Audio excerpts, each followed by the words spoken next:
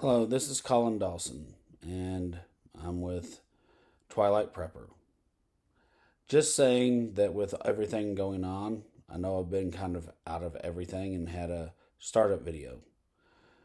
I've been going around trying to check out things, getting deeper and deeper into a few things. Sometimes that's all you can do. You're not going to be the guy with a lot of the money. You're not going to be the person that can go out there like Canadian Prepper, and I love him to death. No shade on him or anything else as he would say. And wish I could go out there and get the land and have the homestead and everything else, but it's probably never going to happen for me. So it's like I got the 3 or 4 guns, and I'm going, yeah, I'll just go out on the front porch and hopefully I'll have enough time to see the rocket from the USSR come over and be like, Russia, you didn't change the paint on it right before it hits Oak Ridge. But, I got to live within what I am. And that's what I suggest anybody do.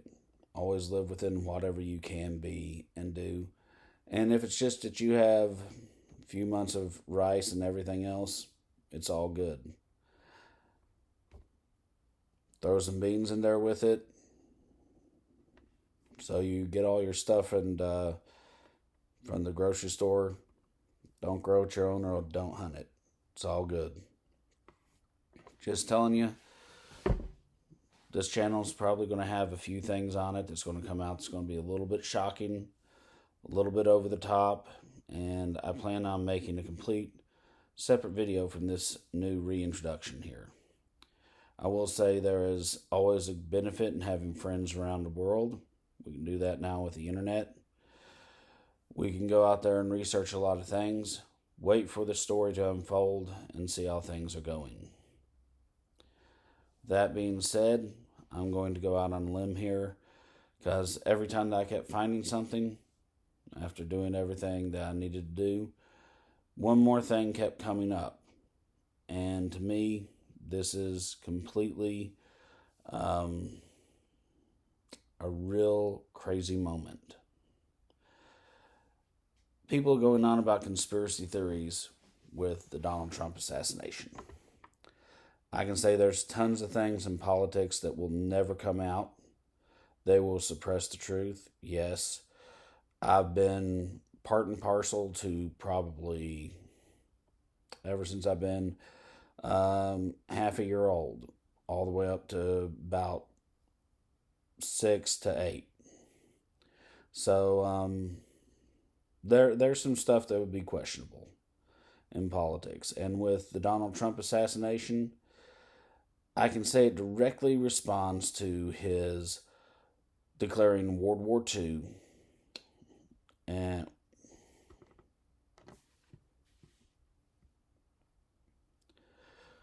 sorry, I meant to say World War One. It does have things with World War II, but he declared World War One Reconstruction completely over. The World War One Reconstruction, I think, will be made final. I've not heard anything on the news. Granted, I've been not able to see the nightly news like at 6:30 that Jenna would say such a thing. But if it goes until the 5th year, which would be in his presidency if he wins it, or else in the first of Kamala's, that would mean that we have seen the last of anything of a European power trying to overthrow our government and establish a royalty here. Straight up with human sacrifices and everything else. This is just one of those moments that in history, when we look at it, we may look back and realize that the shooter had ties to both World War One and World War II. I know that's a complete conspiracy theory and everything else, but here is what I can say. The shooter had ties to BlackRock. BlackRock was a very influential group in sorting out the World War One reconstruction and security details that went after things. This person's kind of like stood around, some of his body language, like where he was standing, watching certain things, and kind of doing that hip side to side rocking. I've known it from some of the World War Ones that they put around here with the Army base at Oak Ridge in National Science. That's kind of hit or miss or anything else. And then there's one or two people that it's like, well, he could have been related to these people downtown, everything else that was said around here. I'm not going to get into wherever the FBI would probably put in a DNA test over Ancestry.com and DNA 23, which is legal nowadays, to see if he was related to anybody or a cousin of them or something else. Many of these people did sign back up for World War II. There's actually one guy who just looked at his jailer, said he had magic powers. I've gone out, hung around with him, listened to him talk and everything, and he's a very powerful person in the Roman architecture of stuff. And they've even made a movie kind of like one of these last kind of like Catholic horror movies for his actual like enclave and everything else from the great elder that he comes from.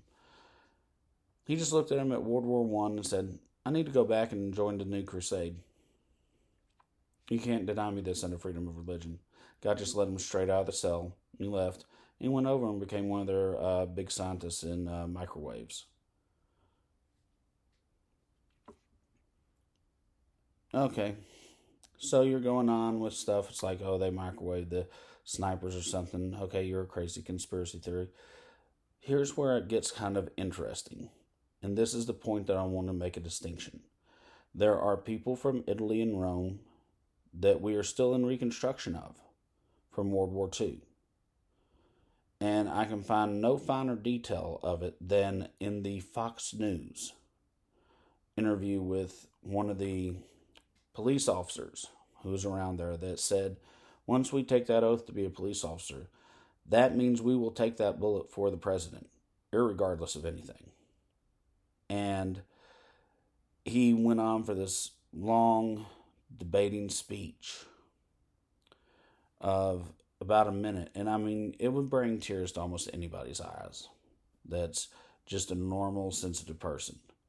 And you can tell that he's a nice Italian guy, everything else, and all this. But yet at the same time, there was this police officer who supposedly went up the ladder and just looked at the guy, and they looked back. And I've noticed this with a lot of the World War IIs. When they get into the police, they like to take it over, like how Mussolini took over the country by taking over all the first responders, all the medics, all the police, all the emergency fire and everything. And it's like you have to basically like them and love them, or else.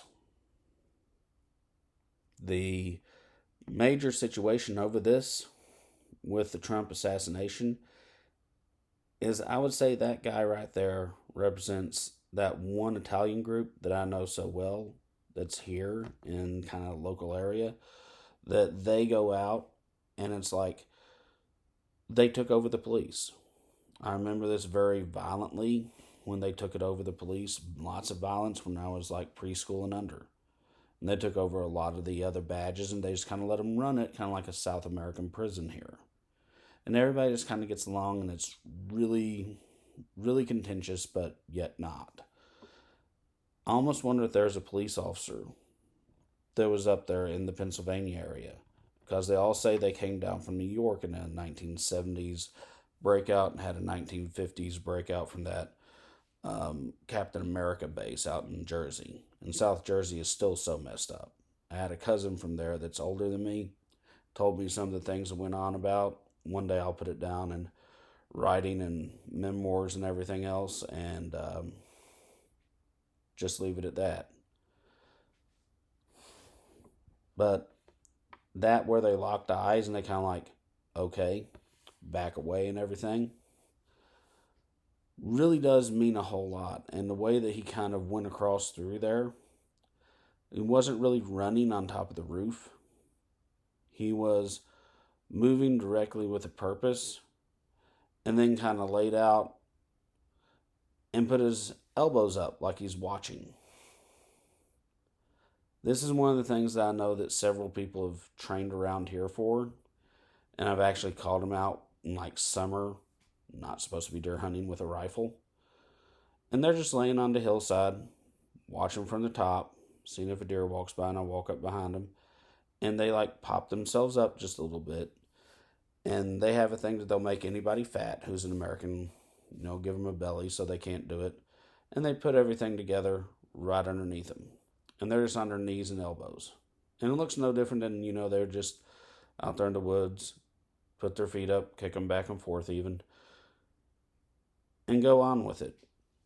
This is not a very common way of putting a rifle together.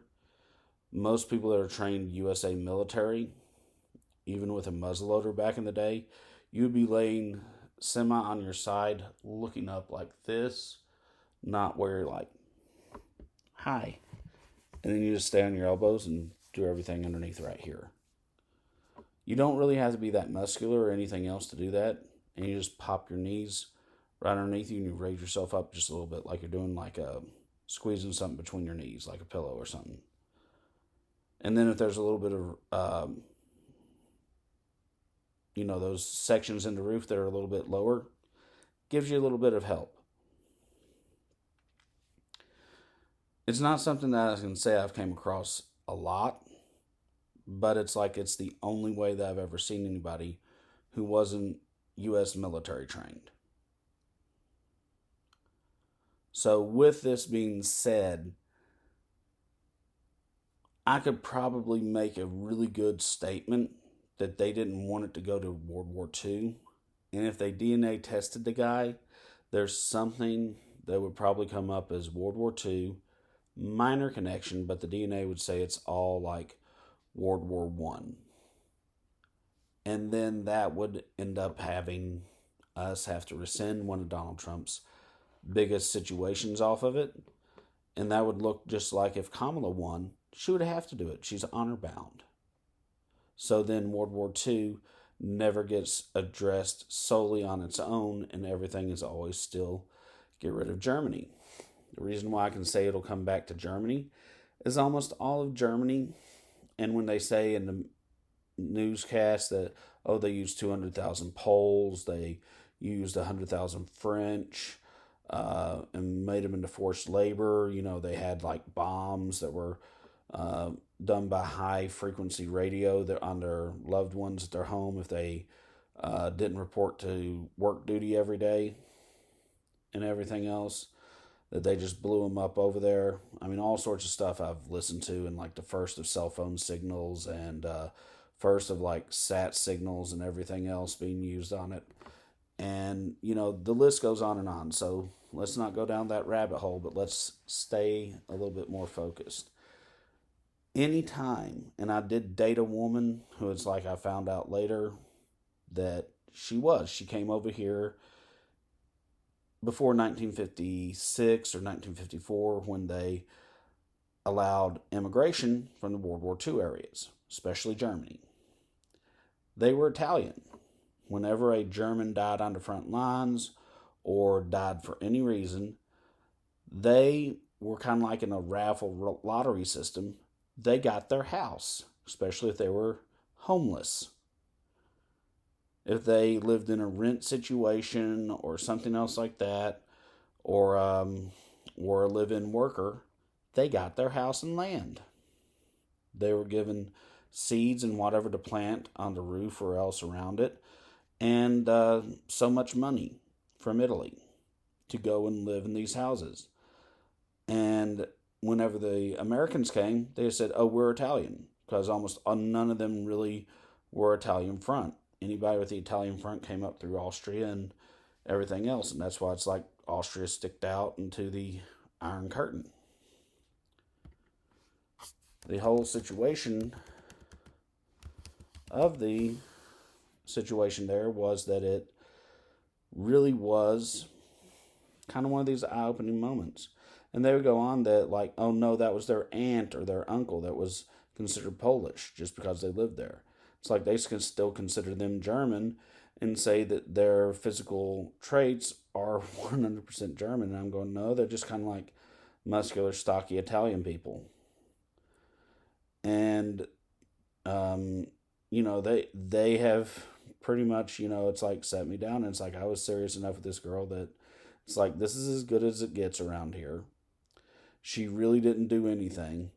They were mostly homeless and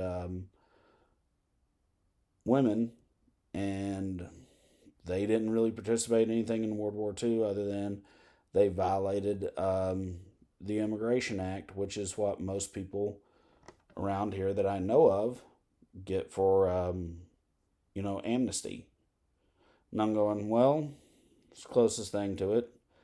I proposed to her, and it's like I'm just there for fun and to have taken her somewhere because I'm not ethnically Italian.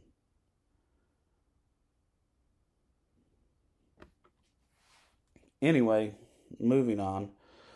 Um, that little bit right there, and how she's supposed to go into the army, achieve the army entry level and everything else because everybody else has already achieved basically kind of police and FBI and those kind of like minor agencies you think of very quickly. That's all what they were supposed to do, and it's just what they're supposed to do. And they go by fullness of whatever the Union is supposed to do of uh, Christianity and for everything underneath the Pope because the Union is completely controlled by the Pope and is just administered like administration duties by whichever Christianity they follow. And all these people, when they immigrated to there, ended up getting called whatever they were by the Allies, living there in the tribalistic areas, even though they had basically, through war, gotten one of their old enemies from 2,000 years ago, courtesy of kind of the Liechtenstein force out there, which is Varese and the others out of the Turunga forest. And basically destroyed almost everything out there and started living there. They pretty much used all the different world wars before then to get rid of the surplus population and just send in their population to it. Even if it was just that they invented in vitro fertilization to go in there, which is another thing that I was privy to off of one of those. We're never going to know the full truth from it and why they keep some of the Nazis around because the scanners that they used are so advanced in the kind of like Milan arc of cities through Bologna and over through there that they would have to use someone who was ethnically a certain type of lineage from Italy to even walk through and turn off a small nuclear reactor that might be the size of a dresser. They keep certain things going that are in vitro fertilization things. Anyway, I went down a rabbit hole. I'm sorry. But with the whole situation over knowing how the things act on the street, and a Coke deal when you see a Coke deal, when there's a dime bag of weed being sold, you know which ones to stay away from, and you know that that's a meth house if you know it. Not, oh, my family said that, or else people who wear different colored laces means they're in a gang or anything else, or else they have a bandana, it means they're in a gang. Not that stuff. Real stuff. Like you actually, so I hung out with them. It's school. You talk to a vast majority of people. It doesn't mean they're one color this, one color that, anything else with it. You've been around the block with them. That police officer that looked them in the face, they do that all the time. There's a certain understanding, and they call it dominus. And they use the old Latin words, and they just back off and let things do and go through. And they're all kind of like, I hate saying this, embedded, because no one wants to say espionage spy agents would go out and want to be a 20-hour nurse, have 6 kids, and raise them to go be in the city. And once they get their numbers up so much, they kill everybody in a small little town and just do a property transfer thing, right down to businesses and college degrees. And it's all culminated in the event of basically taking both presidents that could be elected, and we'll say World War One has not been reconstructed. We'll be back somewhere in a tribalistic area saying there are these colonial people that still pray to them, that mean us harm, and want to make human sacrifices out of the USA population, or it's native ethnic people. And if it's very Christian, they tend to use Jewish people for that. And it's how you get to ordain the mantles or the pulpits or whatever you want to go with. It's the difference between a lay person or a friar. Anyway, I think I'll try and wrap it up here, but that's my whole gist of the conspiracy theory of Trump. And this is really just a minor note. This is them all playing tit for tat, protect World War II and the continuation of the Reich by throwing everybody back into the Second Reich with World War I. Irregardless of if Mussolini was just the final culmination and this other family from the central family out there rose itself up, and yes, they're a very important name around here that's even gotten into a county position, shall we say, or city position in the local area, and their family worked out the peace deal, so then therefore they are the person who will rise throughout the Third Reich, irregardless of anything, and become something like Mussolini at the end of it, when supposedly Byzantium comes up. I know it's always calling with World War II reconstruction, but, I live next to Oak Ridge. It's like this. I can't outrun the nuke bomb. Even if they got something where it's like, unless you're going to blow it up in space, which I don't know of anything like that, I ain't getting in my car with it, sitting with a bunch of crazy people. I'm sitting in a rocking chair, sipping whatever I got left.